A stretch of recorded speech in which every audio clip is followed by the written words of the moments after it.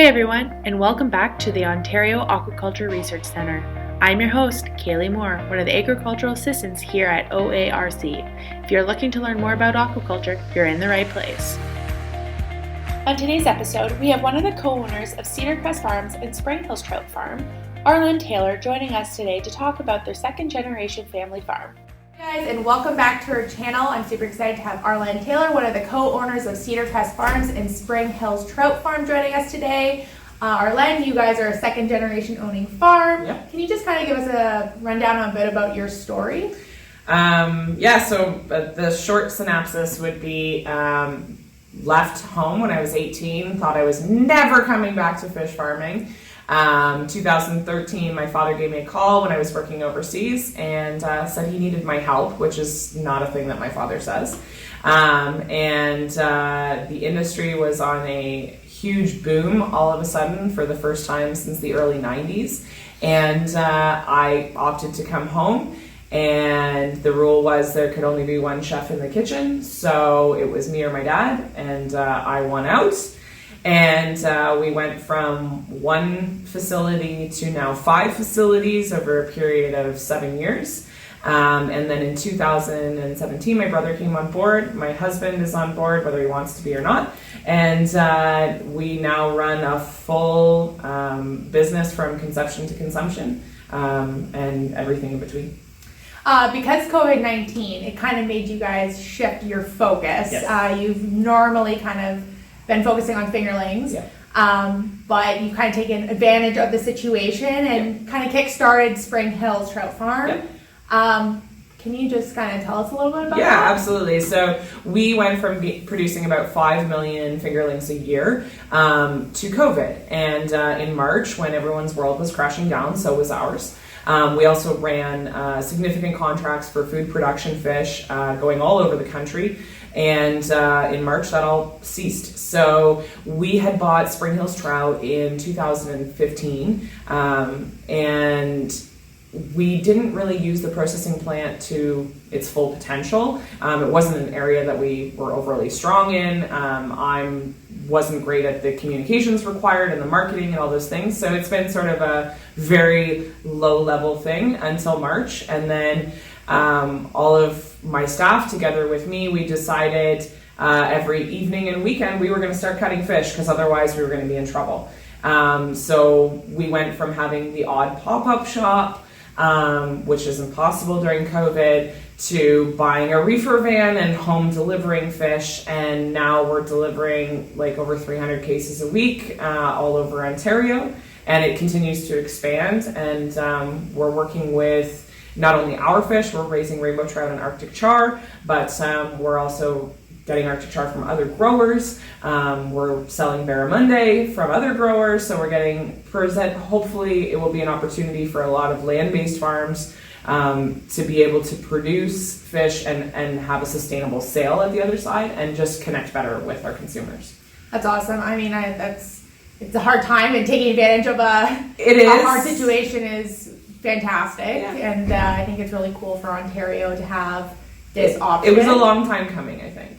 Yeah. So kind of for the consumer side of things, you have a partnership with Oceanwise, and your hatcheries are sustainability certified. Yes. BAP certified for the hatcheries and Oceanwise recommended for product. So what does that mean for a consumer? So that basically means we're sort of competitive, I guess you could say, in some ways. We wanted a way that consumers can feel a little more confident in their product. So Best Aquaculture Practices, or BAP, is built on sort of 3 pillars: social, environmental, and economical, to make sure that we are the best in our field as far as our environmental protection, so the fish are raised in the best way possible. Our people are paid well, taken care of. We're comparing on an international level, so we're comparing with other fish entities all over the world, and then making sure that we have the economics and the sustainability all to itself. And then Oceanwise takes not only that data, but they also look at third party, having all the research that's been done by Alma has helped a lot, to get it sort of recognized, and looking at our antibiotic usage, making sure the environment around our farms there's no degradation. And it basically is a red light, green light sort of situation with some yellow in between. We have full green light access because everything that we do is the most sustainable possible. We're looking into further certification in 2021.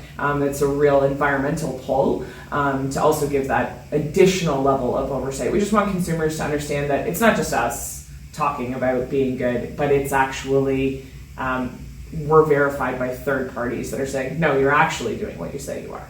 And that's perfect. And I think that's, especially in a time now with COVID, I know people are more aware of where their food is coming from and where they're buying. So I think that is a perfect pair to have with your fish. I know you touched upon about what you have available, but you have listed on your website, you have rainbow trout fillets, you have walleye fillets or pickerel. You have Arctic char. You just mentioned you also have barramundi. We just started with the barramundi, so it's sort of a trial. We had to learn how to cut them first, which has been an adventure, and then just seeing what consumers also want. So we also want to be able to have everything that's available in Ontario available to consumers at a reasonable price, and not paying all these level tiers of all of these groupings. So it's constantly changing. Our focus is obviously on farmed fish, but we do carry some wild fish as long as they're also from a certified fishery. So the walleye or pickerel is from an MSC certified fishery, and it comes out of Lake Erie. So we're using Ontario product. But there's every combination in between. We get boxes, we make 5 pound and 10 pound cases, any way you want, really. As long as we can fit it in a box, we will. I'll tag Springhills Trout Farm link in the description below. And they have a great website that kind of shows the shipping zones. You do delivery, you can pick up on the farm as well. But that's kind of all the questions I had for you today. Perfect. I want to thank you for taking time. I know you just were dropping off some feed and checking out a new piece of equipment. But thanks for sitting down and talking a little bit about your farm and where you guys have come from. Awesome. Thank you so much. Hey guys, I hope you liked the video today. If you did, please swim on over and hit the like button and subscribe. Comment below if you have any questions you want answered in any of our future videos. Hope to see you next time.